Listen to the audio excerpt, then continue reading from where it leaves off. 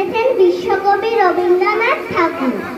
গৌর বর্ণ নধার দেহ, নাম শ্রীযুক্ত রাখাল।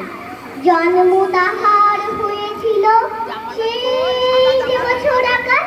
গুরুমশাই বলেন তারে, বুদ্ধিতে নেই একেবারে।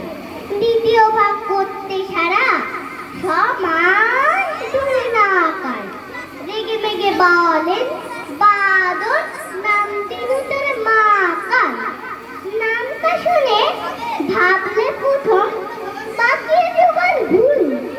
তারপরে সে বাড়ি এসে নৃত্য করলে শুরু। হঠাৎ ছেলের মাথন দেখি সবাই তাকে ক্ষুধায়। এ কি, সকলে কিছু জানিয়ে দিল, নাম দিয়েছেন গুরু। নতুন নামের উৎসাহিতা বক্ষ জুড়ে জুড়ে পুলির পরে বসিয়ে গেল। বললে কানে কানে, গুরুমশাই গাল দিয়েছে, বুঝিস নে তার মানে? রাখাল বলে কখনো না, মাঝে আমায় বলেন শোনা, সেটা তো গাল নয়, সে কথা পাড়ার সবাই।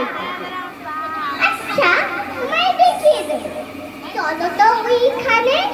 টেনে নিয়ে গেল তাকে পুকুর পাড়ের কাছে। বেড়ার পরে লতায় গেথা মাকাল ফুটে আছে। বললে দাদা সত্যি বলো, শোনাচ্ছি মন্দ হলো? তুমি শেষে বলতে কি চাও গাল ফুলেছে গাছে? মাকাল আমি বলে রাখাল, দুহাত তুলে নাচে। দুয়াতে কলম নিয়ে ছোটে, খেলতে নাই যায়।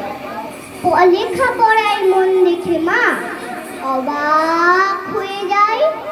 খাবার বেলায় অবশেষে দেখে ছেলের কাণ্ড এসে। মেঝের পরে ঢুকে পড়ে খাতার পাতা তাই লাইন টেনে লিখছে শুধু, মা কালী চন্দ্র রায়। নমস্কার।